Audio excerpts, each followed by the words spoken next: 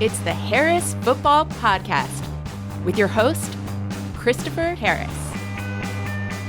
Welcome!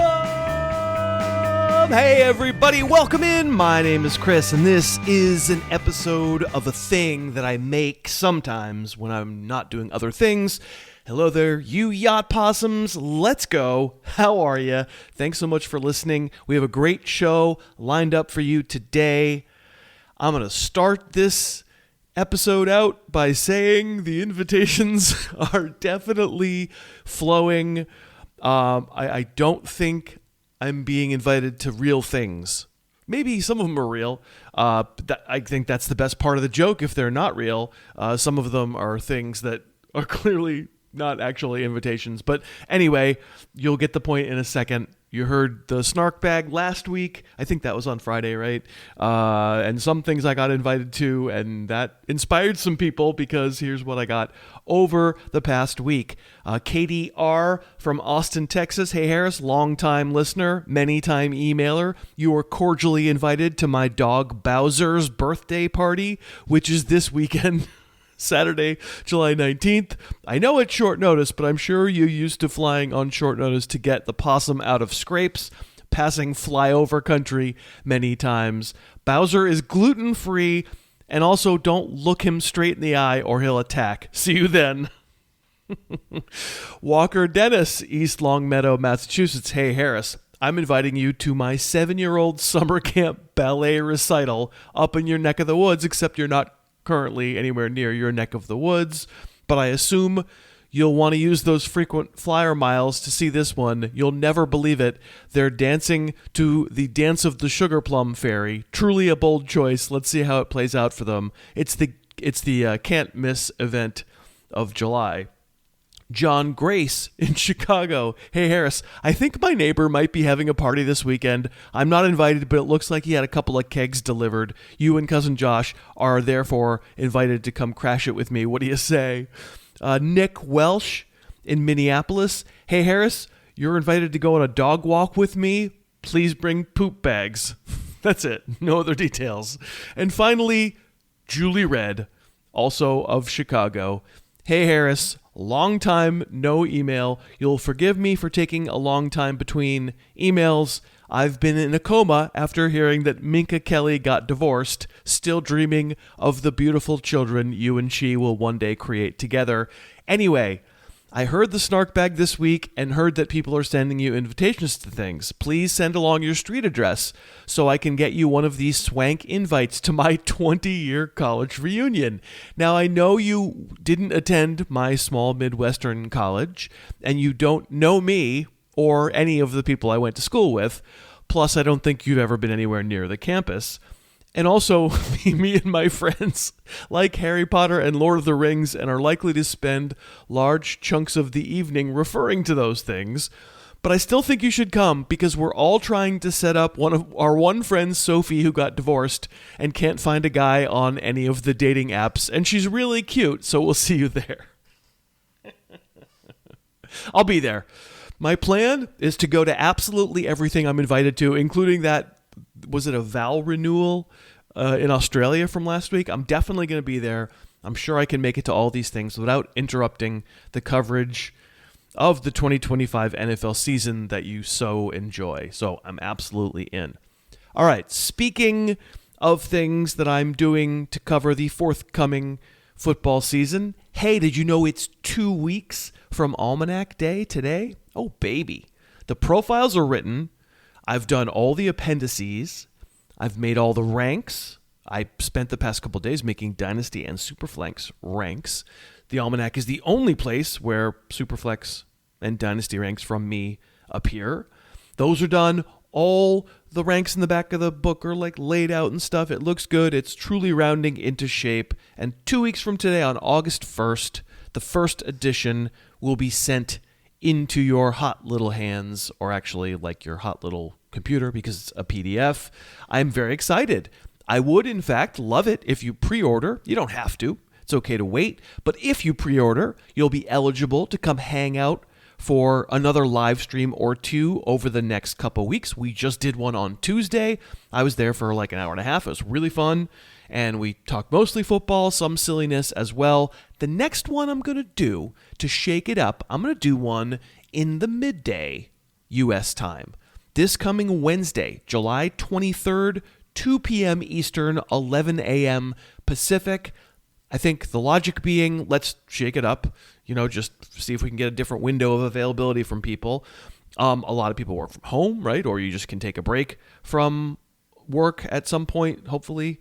And then also it gives our European pals a chance to join in rather than having it be in the middle of the night, their time. So if you pre-order, you'll get a link to come live stream with me on July 23rd at 2 p.m. Eastern. You can pre-order at harrisfootball.com. How about we read another Almanac profile from this year's book? Scrolled around a little bit at random. I landed on George Pickens, and here's what his Almanac profile reads like. Remember up in Najee Harris's profile where I exulted with Steelers fans they no longer had to jump through hoops and pretend they were thrilled to have cousin Najee on their team? Now George Pickens is gone too? Wow, what a winter for the Yinzers. Next you'll be telling me scientists have announced the key to long life is the all-kielbasa diet. Now this profile is going to do some Pickens bashing, but let's get this out of the way up front. All the insane knuckleheadedness I'm about to recount is pretty much priced in. You don't have to spend a high pick on Pickens, and should he ever get his cranium dislodged from his posterior, he has star qualities. He's one of the current NFL's great highlight reel wideouts. His body control and agility are crazy for a 6'3" human. He's not really a burner, but with his ball skills, he doesn't need to be. People have been saying this about George Pickens for longer than he's been a professional player, but if the Cowboys can get through to him, teaming him up with Dak Prescott and CeeDee Lamb could create an insane pass game. But he's got a long way to go. Watch Week 5 against Dallas last year when he jogged on several of his routes because he knew he wasn't getting the ball. And this in a Sunday night game where he'd scrawled words on his eye black, open always. Watch him Week 12 in Cleveland when he's supposed to try and catch a Hail Mary on the game's final play and instead gets into a mid-play fistfight with Browns corner Greg Newsome. Watch him Week 17 against the Chiefs, a Christmas Day game he reportedly showed up late for, quitting on a red zone route and making the middle of the field easier to defend, creating an interception. Watch him the past 3 years, getting into arguments with fans on the road and at home. The man has behaved like a moron. And while we don't know what goes on behind closed doors, the perception in Pittsburgh seems to be that Mike Tomlin indulged Pickens too long, right down to not acknowledging that Tomlin benched him in that Dallas game for dogging it. Do we think Jerry Jones's famously permissive Cowboys will be the organization that convinces George Pickens to fly the straight and narrow? Phew! I mean, never say never. Dallas traded a third-round pick to get him, but immediately announced they have no intention of extending his contract, which only has 2025 left, until they see him play. Maybe that's the carrot on the stick that wakes Pickens up. Like I said, the cost here is reasonable. Alas, it appears George Pickens may never be. That's where the George Pickens profile ends. I have written, I believe, 231 player profiles. There are 2 I have not written that I probably will be writing 2 more here very soon. Keenan Allen, Amari Cooper. We talked about him on the show earlier in the week. Teamless at this point, maybe they're going to retire. I either have to write one for both of them or just take them out of the receiver ranks and write profiles for new guys. So it seems like it'll be 233 profiles, a lot of film analysis, a lot of jokes, film grades for everyone. I do think you'll like it. You can pre-order if you're so inclined, harrisfootball.com. Today's kickoff. Okay, on today's show, let's continue the division-by-division preview of training camps. They start in less than 2 weeks, I believe. We are trying to be click disciplined. Hashtag click discipline. Trying not to take the bait when they start flooding our news feeds with stories that really don't matter. and only pay attention to the ones that do.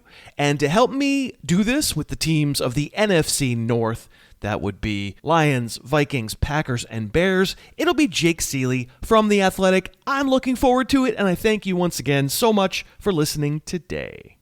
So happy we're sponsored again this season by Blue Land. That's because I use Blue Land every day. I use the Blue Land dishwasher detergent, laundry detergent, glass cleaner, bathroom cleaner, hand soap. I've got it all. Why do I do that? Blue Land reimagines everyday cleaners free from microplastics. You get one-time refillable containers. And when you need refills, you don't use more plastic. They send you the stuff that goes in the plastic and in the containers. Blue Land's products meet the highest standards of clean. They were named an EPA Safer Choice Partner of the Year. Their formulas are 100% microplastic free, and they're made with certified clean ingredients, free from chlorine, bleach, and harsh chemicals. They're safe for kids. They're safe with pets around. Sustainability and safety. I know those things are hard. I know you want to make good choices. It's hard. But Blue Land is a good choice. I swear by them. And Blue Land is trusted in over 1 million homes. This is a great offer. 15% off your first order at blueland.com/Harris. Don't miss it. I really do use Blue Land stuff every single day to clean around the house. blueland.com/Harris for 15% off. blueland.com/Harris. Today's guest. She spotted the ocean, then changed our plans. Why are we going so far away? Stomach is growling, my calves are exposed. Scarf it went flying, this date really blows. Jeans in the ocean. Jeans in the ocean, jeans everywhere. It's Jake Ciely from The Athletic, as promised. You can find him on both Twitter and Blue Sky. He's all in kid. He's posting both places, so no matter where you're hanging out, you'll see his stuff. Hello there, Jacob. How are you? I'm doing well, and I saved this for the podcast, but I have VR boxing, and Nicole and I are getting real big kicks out of it. And the one day I was like, you know what? I have to take a shower. These need to be washed anyway. And I was doing the VR boxing in jeans and a t-shirt, and she walked in the door, and she immediately started laughing. And I said, what? Because I can't see anything. And she goes, you're boxing in jeans. And I was like, do you not know me at this point? Jeans in the ocean, baby. It's all you need to say. 3 words: jeans in the ocean, and then just keep punching. You can listen to Jake coming up in August. The Athletic Fantasy Podcast is actually returning in a matter of just a couple of weeks. So Jake will be back on that running that show. We shouldn't say on that show. He'll be the mastermind behind that show, on which I hope I'll receive an invitation at some point. I would love to appear. Oh, you know that. Yeah, excited that The Athletic is getting back into their thing. And I am a subscriber to The Athletic. I used Jake's code when I signed up to The Athletic. I am a happy subscriber. I'm glad to be there. So you could do that as well. So we're continuing our division by division preview. You're a many-time recipient of the fascist email, in which you are warned in bold and underline not to stray from my mission. My mission being we can give takes. We'll talk about the players for sure, but my lens in July is, okay, training camps start in like less than 2 weeks. What should we pay attention to? Because there's so much noise. Every year there's more noise. It just seems this year's unbelievable how much noise about reacting to every little thing. Hey, did you hear Jahmyr Gibbs is splitting out wide a little more? Re-rank him. Re-rank him, Jake. Okay, 2 instead of 3. Right, exactly. Like, what are you going to do? So people are doing like full podcasts on some little stupid thing that Jahmyr Gibbs offhandedly said in a press conference. So my goal, you get my in-season emails. They're really chill, right? This is the only one that's like kind of little little outre, I guess you'd say. Yeah, I don't even want to say it's that bad at all, but yeah, your in season ones are definitely like, hey, you know the drill. Here's what we're going to talk about. This one's like, hey, you know the drill. This is what we're going to talk about, but don't forget. Right. All right. So we're going to go through the NFC North teams. We're going to start with those Lions. Best offense in the league last year, barring injury. I doubt there's too many things that we're going to really change our current opinions on. I joked about the Jahmyr Gibbs thing. Whatever his rank is, I don't think that news is going to change your mind on him. Is there, there is, funnily enough, a huge change because Ben Johnson's not the offensive coordinator anymore. Now it's this guy, John Morton.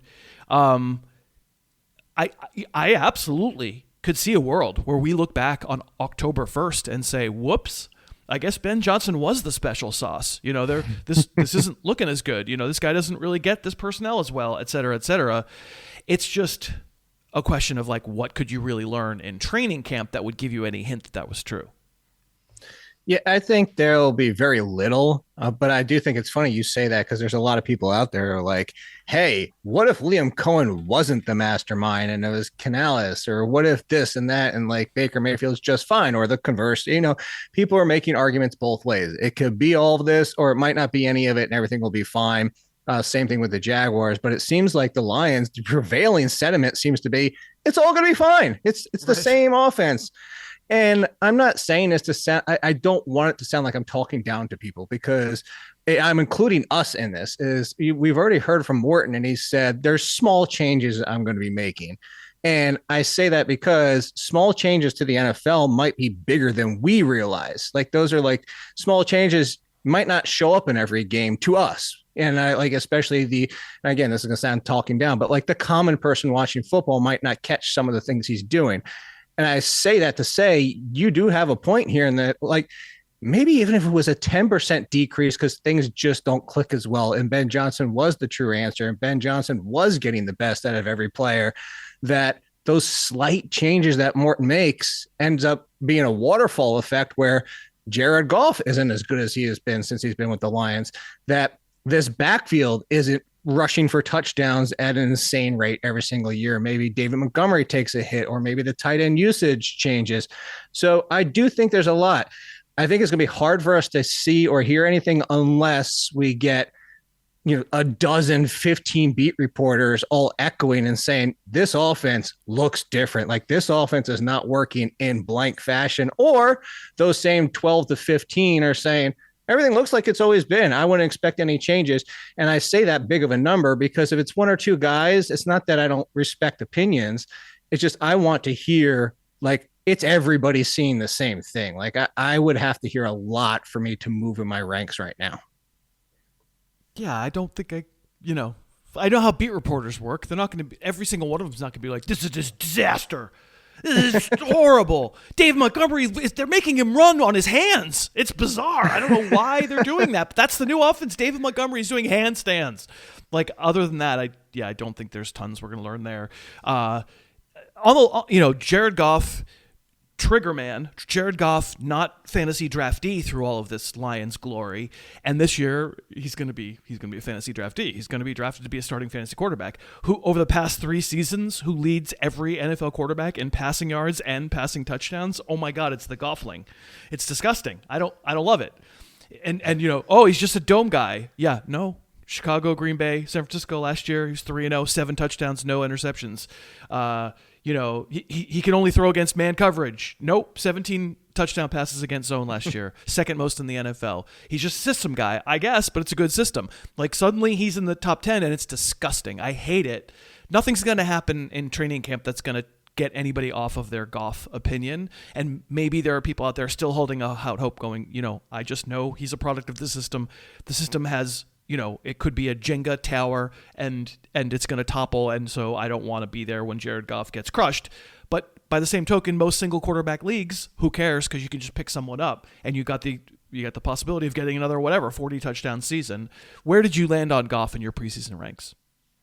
Yeah, I have him as a mid-upper QB2, basically because what you said is I'll take him as in that range of a Drake May, Dak Prescott, Even this version of Patrick Mahomes, as in he's a back end QB1, very high QB2, because he's replaceable, as you said. Like if I don't get a tier 1/2, and I say 2 because Burrow's in a tier of his own for me, I don't know how everybody else has. So basically a top 5 quarterback. If I don't get a top 5 quarterback, I'm waiting until the end game, unless they're screaming value at me in the middle rounds, because I know Goff is still going to be there. I know Dak Prescott's still going to be there. And as you said, if the first 2 weeks roll out and all of a sudden we're taking this back and saying we didn't want to call this in the preseason, but 2 weeks in, this is starting to look gross, at least in the passing department. All of a sudden, Jared Goff looks like he's regressed to the Rams Jared Goff, or late career Rams Jared Goff. Then, as you said, you drop him, you move on, and maybe CJ Stroud's fixed in that offense, or somebody else. There will be other options, mostly because it's just not going to come on his legs. So if it's not happening with his arms, I'll quickly move on. I have him 8, and I just threw up on my mouth again. I wrote these profiles all summer. I wrote these profiles for the Almanac coming out in a couple weeks, and I just kept trying to find a reason not to have him 8. And I'm like, yeah, I had dental surgery yesterday morning. They put a screw into my mouth for my eventual, and that made me less nauseous than hearing Jared Goff at 8. Yeah, but like, because 9 is, I have CJ Stroud 9. I have Purdy 10. Nothing is good. I have Jordan Love 11. Baker Mayfield. See, that's the one. I started Baker Mayfield's Almanac profile with the barf emoji. I mean, he threw 41 touchdowns. Fantastic. Like, I watched them all, and it's great. He had a great end of the season. How was it shaping up for the first half of the season? The idea that now Baker Mayfield's a made guy, and you're not saying that. But so the point is right. Wait on quarterback. If you don't get top 4, I would say wait on quarterback. Certainly top 6. The other Lions question is Sam Laporta, because he was drafted in the 3rd round of fantasy drafts last year. He was the tight end 1 in fantasy drafts last year. He was on my bust list, not because I don't like him, but because it was just too high, in my opinion. You can't really know why volume doesn't find a player, because, I mean, first of all, Laporta was hurt. He had a low ankle sprain. He had a sprained AC joint. That's possible, but I don't know. He was out there. So usually when they're out there, they don't go, okay, you're out here, but I know you're hurt, so we're not going to throw it to you. Like, that typically isn't the way it works. Sometimes it's just because, oh yeah, you're not really a tight end. You're a big slot receiver, and the Lions already have a really good slot receiver. So guess what? Sometimes you're just not going to get volume. It's not a too many mouths to feed thing. It's just like, what do you do here? What's your job? Laporta's price is going to get a lot more reasonable, clearly. Will you be susceptible to any camp hype on him? Like, oh, now that he's healthy, he looks like the Laporta from his rookie year. Or are you pretty much like, no, like, let's take him in the 5th or 6th and be good there? The latter, more so for me, because it's funny you even said that. Because last year I even jokingly put out a tweet or whatever you want to call it, this, or whatever we're calling on a blue sky. And I said, everybody, there you go. Everybody wanted the Jameson Williams breakout. Little did we know what it was going to come at the expense of with Sam Laporta. Like, who knew this is what you had to do to give it up? But part of that, as you said, was Laporta's health was involved with that. But mostly why is because, even to go back to your first question, like everything, Jared Goff is Jared Goff. Everything looks great. Ben Johnson, so far, nothing looks like it's going to fall off. The biggest issue is that I still think it's going to be a very similar target share for Jameson Williams and Sam Laporta, whereas that's what you get when you have a tight end that's as involved as a Laporta can be. You're going to have inconsistencies from both. It's why I know a lot of people, I don't know where you have them, but Jameson Williams, I see some people pushing him aside their top 20. And I'm like, I don't know if I could get with that, just because I know I'm going to have weeks where it is Laporta if he's healthy, but I'm okay with it, as you bring up, at Laporta's cost this year. I was with you last year. It's like, to see Laporta repeat not only that, but the touchdown success from 2 years ago was like, wow, like, I'm just not going to buy at that price. I feel like I'm buying him to repeat that, which we already know in history is usually not going to happen. So you already have Jameson Williams in. Now, this has nothing to do with your question, just like Jameson Williams got hurt in week 2 of the preseason. Then I'd be like, okay, well, Sam Laporta has a chance to be back at the tier 1, because now you look at that depth chart and there's a very easy path to say Laporta is clearly the number 2. Like, who's after that? Tesla as a rookie? There's just a lot of question marks. So I don't think there will be a lot, but I think the most important thing is what you said, is now, because his cost is depressed, I will have a decent share of him, because it is tight end. And even at his depressed cost, even if everything we're saying right now, and I'm saying about Jameson Williams, that we get no news and everything's just the same as it was last year, what if he even gets a 15 target boost and all of a sudden the touchdowns creep back up a little bit? It's going to take so little at tight end to go from tight end 7 to tight end 3 just to get there and get back to almost like 1,000 yards and 9 touchdowns. That's doable. We're sponsored again by Z-Biotics, which exists to help prevent rough mornings after a night where you drink some alcohol. And I know you think I'm exaggerating. I promise you I'm not. Pre-alcohol by Z-Biotics is not some fly-by-night thing. PhD scientists started this company, and this is the world's first genetically engineered probiotic. And I'm here to tell you, try it for yourself. It really works. So when you drink alcohol, it gets converted in the gut into a toxic byproduct, ethyl aldehyde. It's a buildup of this product, not dehydration, that's to blame for a rough day after drinking. Pre-alcohol produces an enzyme to break the byproduct down before it gets downstream in your body. Make Z-Biotics your first drink of the night, enjoy responsibly, and you'll feel your best tomorrow. I do not take alcohol anymore without Z-Biotics.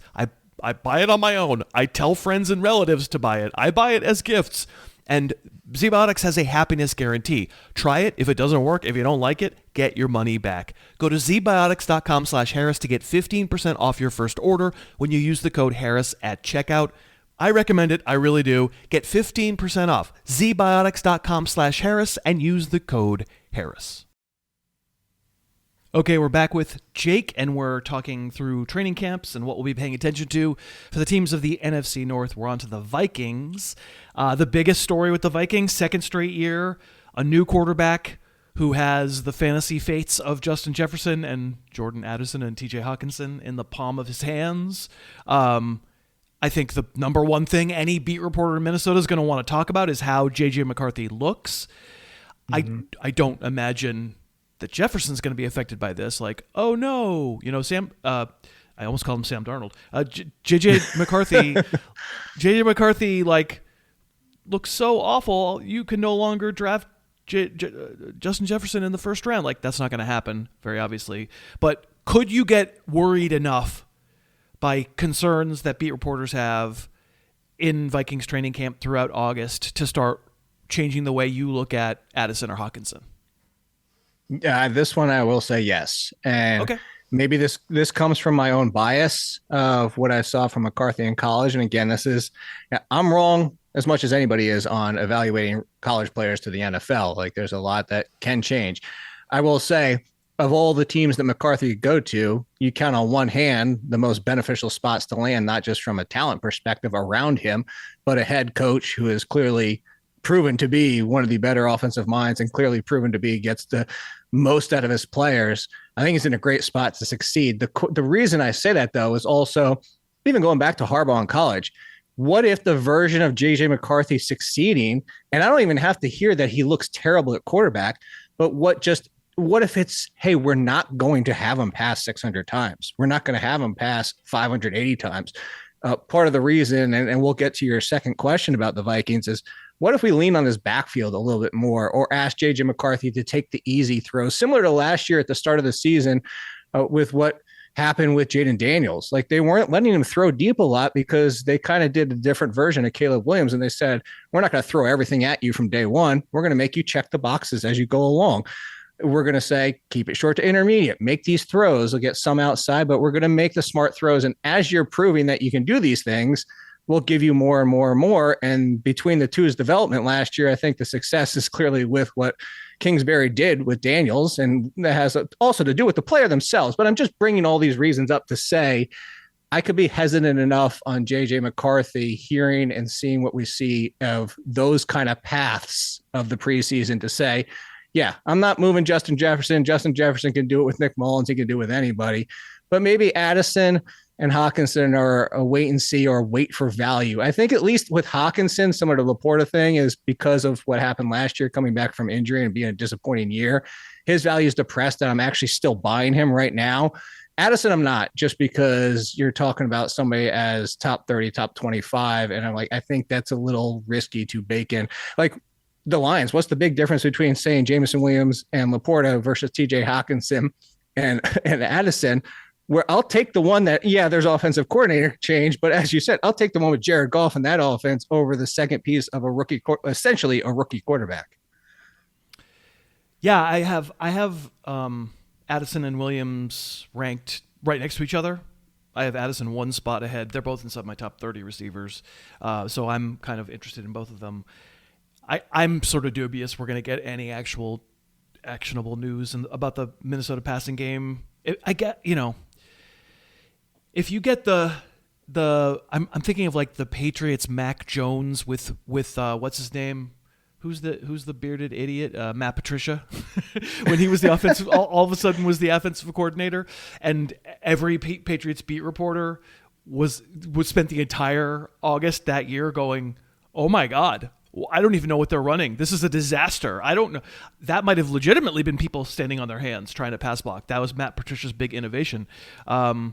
So like if we get that sort of worry, can I imagine myself going, all right, it's time to give up a little bit and Addison needs to go down a round, I guess. But I don't expect that to happen with this play caller, like you said. I kind of feel like it's what you're saying is possible. What you're saying could happen. We could get a much heavier run mix for the Vikings. We're just not going to know that until week probably 6, because we won't believe it at first. We'll get 2 run games, but then week 3 we got a big pass game. So see, they can do it. Oh, they're back to the run again.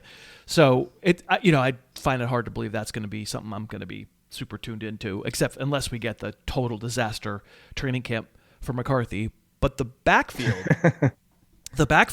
is very interesting and probably something I will pay attention to, because Aaron Jones at the last minute does wind up staying in Minnesota, but they wind up getting Jordan Mason.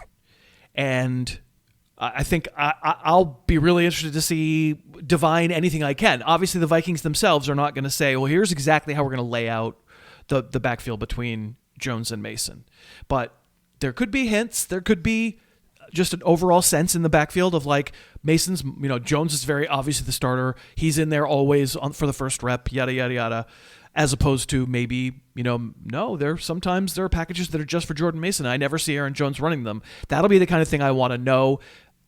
Honestly, not because I'm rating either one of them all that high, and I don't think Aaron Jones is going to go that much higher. I don't think if I hear Mason is a peripheral player the way all the other Vikings running backs have been, Aaron Jones stays at 25 or whatever I have him. But, right now, Mason I have at 41 among running backs, and he can go higher than that for me.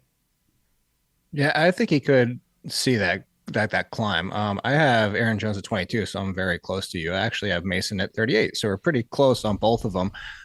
Mostly because I watched last year and the Vikings kept trying to incorporate Cam Akers and Ty Chandler and somebody. It kind of goes back to Aaron Jones with the Packers years. Is like he's not that 300 and plus touch guy. That's usually when you get to that range been as effective as he is when he can take some of the reps off, when he can, be used, not so much slamming in between the tackles, everything like that. He's a good running back. And I think that's the weirdest thing is everybody hears like we're trying to poo-poo all over, Aaron Jones, but it's like, it's just no understanding like who he is, and that his best seasons with the Packers came with a lot of touchdown reliance. Like, I mean, we're talking about touchdown rates that are not replicated. He only did it twice. But I'm saying all to say is it was clear to me that the Vikings felt like we need somebody with Aaron Jones. And Jordan Mason, for all the people who are like, well, he just came from the 49ers. I don't care. He was super efficient before he got hurt. It was the 49ers. So, well, it's Kevin O'Connell and the Vikings. What a shock that going to an offensive mind and very similar type of style that you might not, that you see the same kind of results possibly. And no, I don't think that he's going to be running all over everybody at 5.5, 6 yards a carry or anything like that. But I do think Jordan Mason is a significant threat from at least day one. Let's also remember that you go back to Aaron Jones and the Packers, who kept splitting a lot of work with A.J. Dillon when he was there and healthy. And Jamal Williams. There you go. It was always somebody. Yeah. And I think at this point, you watch Jordan Mason, you can make a case he's in the conversation with them. You can put it this way. I'm not saying he's going to be, but I think if you said, hey, look, Jordan Mason looks better than Jamal Williams or AJ Dillon ever did, I want to be like, wow, I'm shocked. I'm floored. And I say that to say is I wouldn't be surprised if this creeps into a 50-50 where all I'm saying is like, again, I'm not making these statements because that's not the point of the show. but I'm going to be paying attention to see if they are possibly leading to more of an even 55-45 Pittsburgh Steelers type of split. And if that's true, to what you said, I could see Aaron Jones sliding back a little bit further in my ranks. Yeah, Aaron Jones, in games that he was healthy, which is actually all of them, he didn't miss any games last year, he was at 67% of the Vikings backfield. It's not going higher than that. But he finishes the RB16. You can be perfectly usable for fantasy with a 67 with a 2/3 work share. And we're probably not going to get details on if it's going to be 60-40, 66-33, whatever. But I just want to know how Mason looks. I want to know how they're deploying him. It's something to pay attention to for sure. The way Aaron Jones looked in September last year, he should not be RB25. He should be RB10. No. He looked awesome. But he didn't look as good as the season went along. The production tailed off. He himself was battling a whole bunch of injuries, and he's a smaller guy. He's a 205-pound running back. Like, that's always been the problem with Aaron Jones getting hurt. It's why you team him up. I mean, his original nickname on the show was not Jamal Williams, because I didn't like Jamal Williams, and I was ready to endorse anybody who wasn't Jamal Williams. So Aaron Jones still is not Jamal Williams. And I think Jordan Mason's better than Jamal Williams ever was. So I'm going to pay attention for sure. All right. Let's talk about the Bear. We're on to the Bears here. I'm into the Packers. I skipped a team. The Packers receiving core. It's I guess probably slightly less confusing than years past, but for a terrible reason, which is that Christian Watson, who kind of stinks anyway, has a torn ACL, probably won't play the entire season. And whereas in 2024, everyone was coming off of, 2023, everyone's coming off of like, wow, this dude might be a star in the league. Now you're like, quite literally, the three remaining guys, you're all like, I don't even know if they are starters in the NFL. And therefore they draft a first round receiver. It might be hard to really learn much in training camp. I think I'll pay attention a little bit how Matthew Golden figures in the pecking order. Does he running with the ones actually is a big story. It's like the only thing I really trust. If there are, I don't care about that in preseason games. I won't watch preseason games, but beat reporters watching drills and seeing which guys who's healthy, always lining up with the ones. Like if there are three established dudes there, and if Matthew Golden can't get on the field with the first team, that's very illustrative to me. And it'll be like, okay, cool. I'm correct on Matthew Golden. He needs to be in double-digit round flyer territory. But there's probably some upside if I see that or hikeability in the ranks, if I see that he's like immediately being considered a starter. Yeah, and it's interesting. It's funny because every single year when the running with the ones, I'm like, don't put too much into it. But I'll agree with you. So everybody, let me finish before I get through this. Is everybody at some point's running through the ones. Like fifth rounders are running with the ones because they got to evaluate them. You are 100% right, though. Like the reason I bring that up and say that is now conversely, what matters more to me is you're not running with the ones. So your point about Matthew Golden, he's running with the ones and he keeps running with the ones. There's a lot of context involved with, I put running with the ones in quotes, because if you never get to, you're pretty much off the radar. If you did for 2 practices and then that was it and they evaluated you and moved on and now you're not running with the ones anymore, very telling. So I agree with you, like running with the ones every single week and stays out there, that will matter to me. The Matthew Golden thing is interesting. And I don't know where you landed on him coming out of college, but I kind of said, and this is kind of more of a fancy production, but I said I could see his peak being Jeremy Maclin with his floor being Nelson Aguilar, as in he's kind of that performance in fantasy style, not necessarily perfectly fit wide receiver style, but the risk of variance of him being a pretty consistent number 2 during Macklin's best seasons, a number 2 in fantasy, or that Aguilar where he's that wide receiver 4 where it's 1 week, I got something, I had to wait 2 more weeks, and then I got an okay game, I got a miserable game, then a big one. And that's my concern, especially with this team, even running as the one, because this is a team where we've seen Jaden Reed putting up wide receiver 1 numbers for a stretch, and then they're like, yeah, well, that was fun.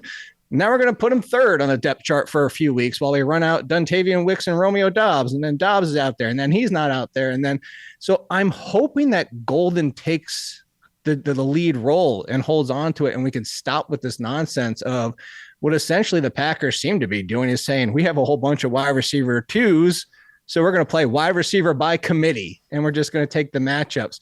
And I've seen there's a lot of talk too about last year's, like that wasn't the Packers, that they do want to pass more, and last year was kind of fluky. But even so, the interesting thing, like to present all those cases and all those scenarios out there, the one area where I could move Golden up is what you said. And that's what I want to hammer home, is what I agree with the most. Currently, I have Golden as kind of a fringe wide receiver 3.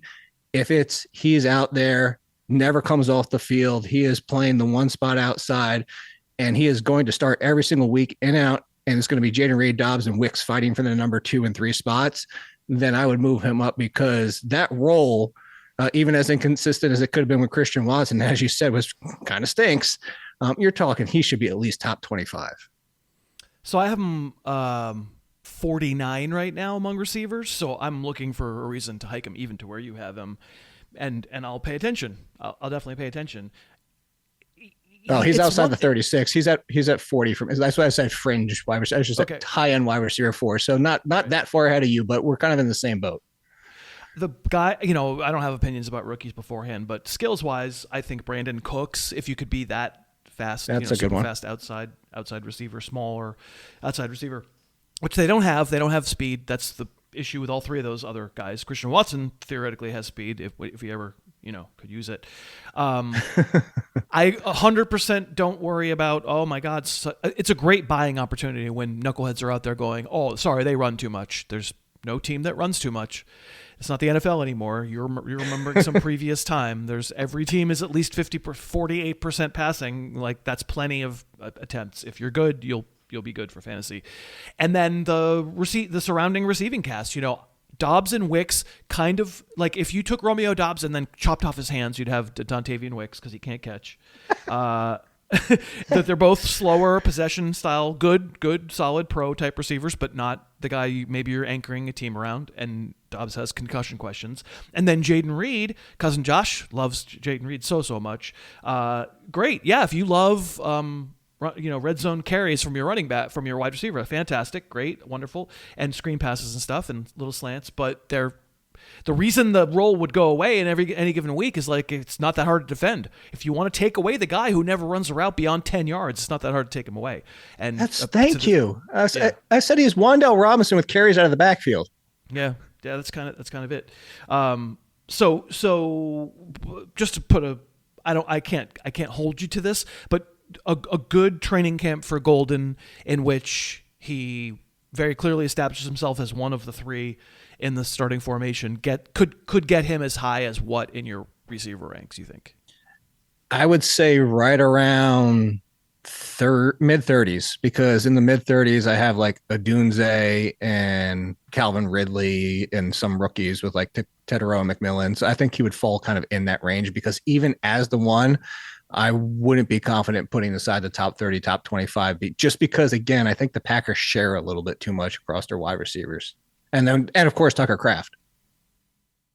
We are sponsored by Harry's. They found a way for you to get an incredible shave for a price that's way lower than the big brands. I've been using Harry's razors for a good long while. I appreciate them. And right now you can get a $10 trial set for just $6 at harrys.com/Harris. They've got the highest customer satisfaction in the shaving industry. The blades stay sharp longer. You can get refills for their razors for as low as $2, which is half what you pay for other big brands. And if you take advantage of their offer here, it's a no-risk trial. If you don't like your shave, no worries. It is on them. There's also a convenient subscription option, but with no long-term commitments. You can cancel anytime. It's a great shave. It's a smooth feel, and I appreciate it just doesn't cost a lot. Get the edge on your shave at Harry's. Like I said, normally their trial set is $10, but right now you can get it for just $6 at harrys.com/Harris. Get that $6 trial set, harrys.com/Harris. Okay, we're back with Jake. We have a team and a half to go. I have another Packer topic for you, Jake. When I did this list last summer with Andy Behrens.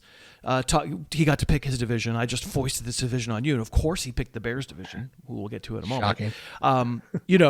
We absolutely both said that, well, one thing you need to pay attention to in Packer training camp is Marshawn Lloyd. Like, what's that look like? Is he the 1B? Does it become the 1A? Is Josh Jacobs in big trouble? And then throughout camp, it was worth paying attention to because we got the answer, like, nope. No, Marshawn Lloyd can't stay healthy and doesn't look that good when he's playing. And now, of course, Josh Jacobs, the Jack Gerbil, coming off of an incredible year. In standard leagues, I'm taking him in the first round. And meanwhile, now Marshawn Lloyd doesn't have any pressure on him because the fantasy world is very fickle and they forget that they liked a guy. And so now he's either undrafted or very, very late. There's less Jacobs doubt, obviously. Maybe people aren't going to rank him as high as I do, but there's going to be, much more consensus that you're not in danger if he's your RB1. We shouldn't be assuming any role for Marshawn Lloyd, but like I said it before, you don't have to have 90% of your backfield to be really good for fantasy. And if they become a run team like they were and Lloyd can play, maybe there's something interesting as like a late round guy. Handcuff? Yeah, I'd have to see a lot to believe that that's going to happen. I'm with you. I had Jacobs as top 6 or 7 running backs where like I'm even thinking about the end of the first round, early second round. And I got some pushback on that. And that's why I referenced the passing more this year. And like, okay, even if it does, okay, so he doesn't run 300 times, he runs 280 times. Okay, cool, whatever. He's still the bell cow term, the heavy usage in the lead of this backfield. And I would have to see a lot from Lloyd. And that's just coming from, and I say this is coming from somebody that I thought was going to be more from Lloyd last year. I thought he had some James Conner similarities where, maybe they do let Jacobs run, but only 250 times just because let's not kill the guy when we have a talent behind him. But even before the significant injury, he was like, Lloyd was like, maybe he won't be, as you mentioned, maybe he won't be much of a factor as a rookie. And even being back in that backfield, okay, the number 2 role is his, but I don't know if it's anything more as late round, just in case something happens to Jacobs, even if he doesn't get drafted, watch him on waivers in case anything happens to Jacobs, because I think this is clearly his backfield because you also have the pass catching threat of Jacobs. It's not that Jacobs is going to get 60 targets and 50 receptions. I wouldn't expect much different from last year, which was in the 40s and 30 range. But he has clearly shown that he can do it week in and week out. And unlike Aaron Jones, he doesn't wear down. So I don't want to say the answer is you can't show me anything because that'd be stupid of like, oh my God, Jacobs all of a sudden looks like a shell of his former self. But I mean, it would take that. And then Marshawn Lloyd is just tearing things up, and they are convinced that they do need to pull off Jacobs so he stays healthy for the entire year. And even then, I'm gonna say I would still be right? Yeah, they're not going to. I was saying like again, the 12 to 15 beat writers, that's what they're seeing. They're seeing that he's going to be a significant piece. I only mentioned that to say, Chris, is I would still be dubious. I just don't think we're going to see much to say why go away from Jacobs in 2025. Yep, there's not going to be anything that's going to get us off of, especially on this show, of drafting Jacobs. I think I'll pay attention at least to, because I mean, Emmanuel Wilson had 100 carries last year. Like if you Josh Jacobs in the games that he played and games that he played, he had 2/3 rushing share. He didn't have 80%, 90%. He didn't have this great fantasy season with like an unconquerable workload. He's just great. You know, he just did his best with what he could. So if you're going to tell me someone I don't know if Marshawn Lloyd's better because he had played 10 snaps last year in the NFL. But if you're going to tell me someone better than Emmanuel Wilson is going to get 100 carries, no, I don't particularly want to own him for the purposes of using him. But if he's better and something happens to Jacobs, it's why I would draft Tyler Algier if I draft Bijan Robinson. So maybe just training camp becomes an excuse to consider Lloyd one of those handcuff guys if there's enough noise about him, which I don't know whether to expect. I don't know the player at all. He's a Marshawn Lloyd shaped hole in my life because he's played 10 snaps last year. I don't know. So there you go. Anything else there? Move on to the Bears. No, couldn't agree more. I think that's the range. If he looks great, Tyler Algier, Trey Benson, hopefully he looks great. Those kind of high end backups. There you go. All right, Bears, who I was trying to push. Bears is in my head, obviously. I was trying to push them before I even did the Packers. The Packer fans out there are like, hey, I thought you did this in the order of finish. We finished a little better than the Bears last year. So the inverse of the Ben Johnson story in Detroit is that he's in Chicago now, and he'll be calling plays for Caleb Williams. And the biggest story is a thing that I think there's no chance we're going to find out, which is, can Ben Johnson fix Caleb Williams? I think everybody will say yes, because it's, you know what? It's a lot easier to write positive stories and say positive things on TV and on the internet and in your tweets and stuff than it is to say negative things and then get 1,000 screaming Barstool fans who never have heard a word that they don't want to hear, but like, I don't want to hear anything bad about my team. My team's never done anything wrong. So that's why you just sort of get the, like, yes. Is he fixing him? Yes, he is. Sorry, I'm probably not going to believe it. Where do you have Caleb Williams ranked against other quarterbacks right now? And does that have any upward mobility in August? So to answer the second part is, I don't know if I can push him much higher because I have him at 10. Because I am at 10 in case this is the maximizing the talent, and I'm going to take that chance because it's quarterback. Like, if I'm wrong and Ben Johnson hasn't fixed him, and the first 2 or 3 games of the season, he looks just like the Caleb Williams from last year outside that one little stretch in there, which I'm going to bring up here in a second. But it looks like that. I can move on. It's quarterback. I didn't invest top 5. And that's why I say I don't know if he can move up from there very much, because I'm not going to take him in the 6th or 7th round, because then not only do I need him to be great. So I have him 15. You said you have him 10, right? So yes, we have the opposite question. I definitely understand why you could never have him go higher. Could you have him go lower? Yes, in August. And you could. Not by much. I think that I could see him falling to where you have him. I think that might be my cutoff, because then he would fall back behind Dak Prescott and Purdy. No, actually, I have Fields in front of him just because if Fields plays 16 games, he's running for nearly 1,000 yards. But I would slide him behind Purdy, behind Prescott, probably take that chance we talked about. Right, CJ Stroud's right there too, and that puts him at 15. Mostly because what I was going to reference about that little blip last year when the Thomas Brown switch took over. And I don't remember if you and I talked about this, but I know I did talk about it in a podcast, is one of the things, to go back to the Jaden Daniels reference, that little change from Thomas Brown is like, I sat on a podcast. I was like, just tell Caleb Williams to go out there and go back to college, not even a senior year, go back to his junior year or his second final season. And I said, let him make a read. And if it's not there, run. His legs are an advantage. And one thing you'll see from quarterbacks of his ilk, and I'm not talking about the Lamar Jackson rushing upside of 1,000, but when they're when you get comfortable under center and knowing your reads are there or not there, and they start to run, it brings that added dimension that helps the comfort level. We saw it with Bryce Young late last year. Part of it was the running came, and the running came in the red zone. And then, of course, the switches came again with the coordinator and the promotion and everything, and he kind of fell back into the old the Waldron kind of world.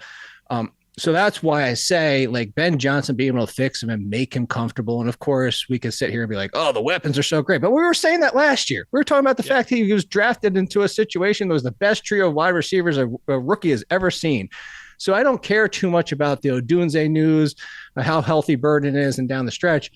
I want to see news that Caleb Williams is kind of getting comfortable and not running around in the pocket for 5 seconds trying to heave it downfield. So conversely, if he doesn't look improved, he looks like he's making mistakes from last year. And I say, as in you and I even see him in the preseason, watching him in a game, it's like, that looks like exactly like the same Caleb Williams we saw making mistakes last year. It doesn't look like Ben Johnson's been able to fix too much yet.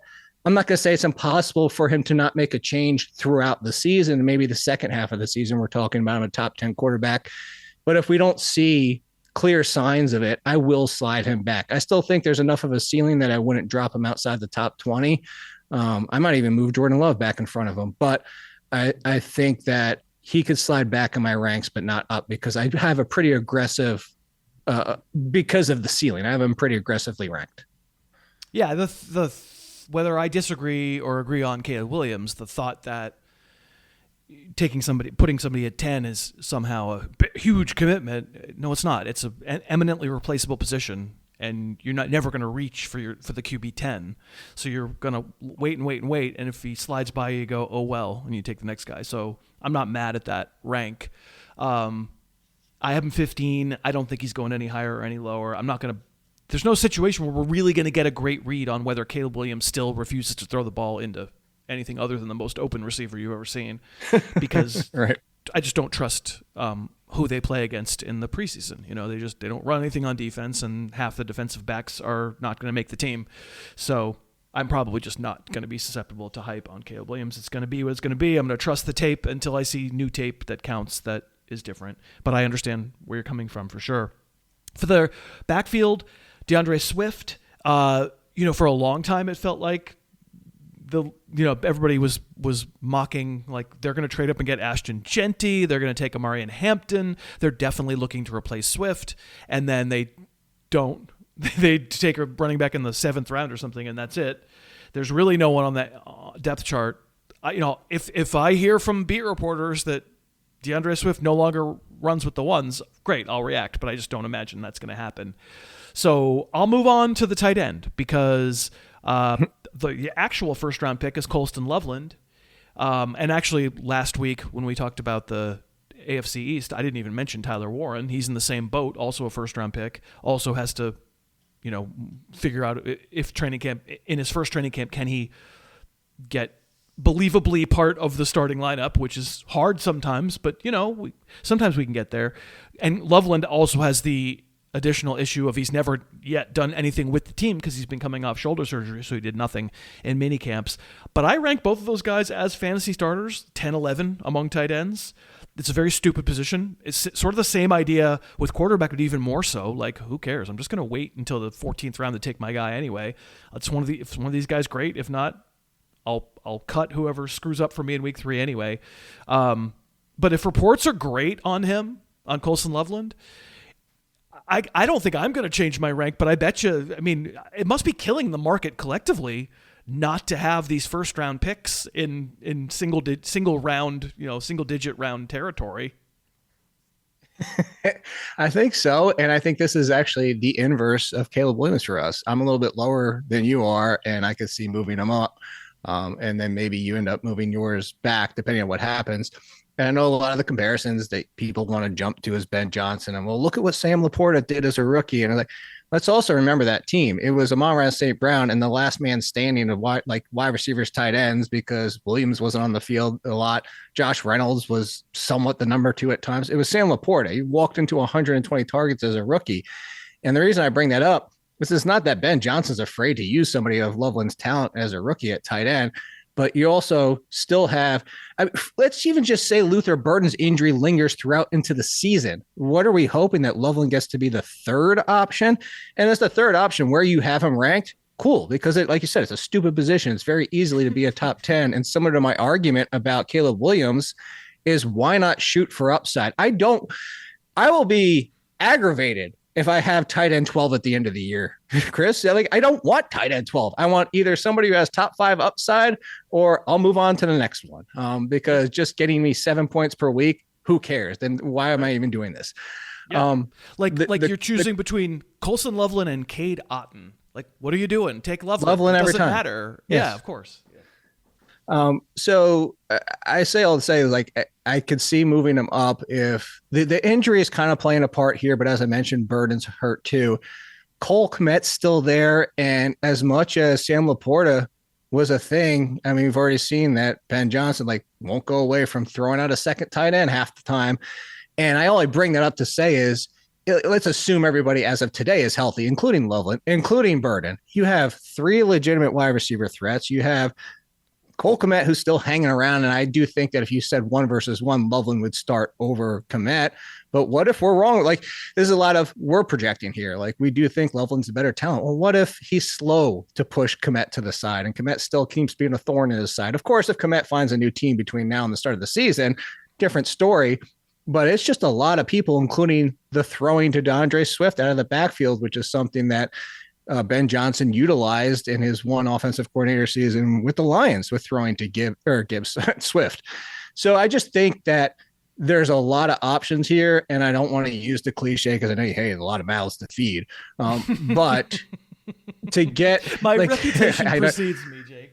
I know. I'm with you because I hate it too. Because you could argue well, who else are they going to throw to? You get that argument too.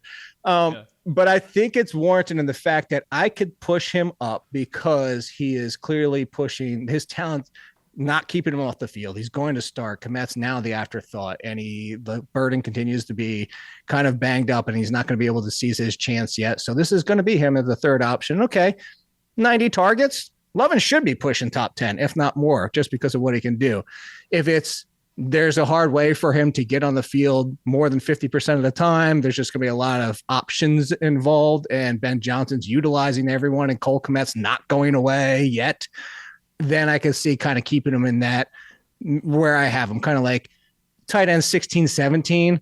But even then, like even saying tight end 16, 17 almost makes me feel like I might as well just come on your side of the things, because what's the point? Like I'm not drafting him, but like there's no upside there. So why not just put him as a back end tight end one? Yeah, because you're comparing him at that point. Instead of comparing him to Dalton Kincaid, Tucker Kraft, Evan Engram, now you're comparing him to David Njoku, Cade Otton, Hunter Henry, like guys. Njoku probably Jake Ferguson. Yeah, Jake Ferguson, although I have even Ferguson even lower than that. But yes, that was my theory about why I ranked them there.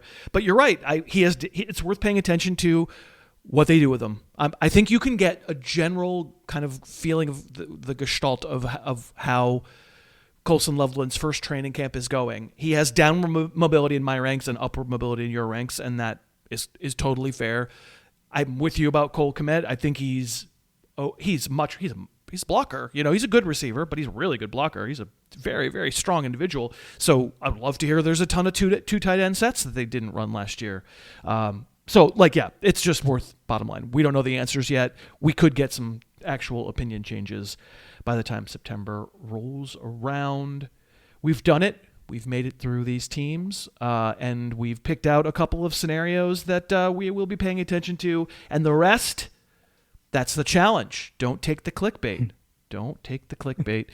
You can find Jake on Blue Sky on Twitter. He is at AllInKid. You can't listen to the Athletic Fantasy Podcast yet because it doesn't exist yet, but it's coming back in just a couple of weeks, and Jake will be the anchor of it. If you're an Athletic subscriber, you already know that Jake has been hard at work writing tons of columns for the Athletics Fantasy section already here in July. Very good to have you back on the show once again. I appreciate it, and we'll figure out a mutual good time for me to get my irritating takes on the Athletic show sometime in August, and you'll be back on my show in August as well. Thank you, Jake. Yes, I 100% look forward to it. Always one of my favorite podcasts and chats with you.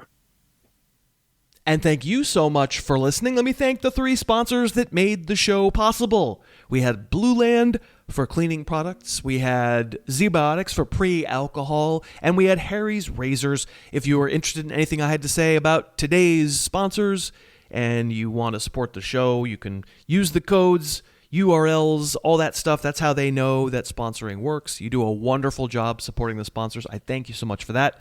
When you have the ability, look them up. I really would appreciate it.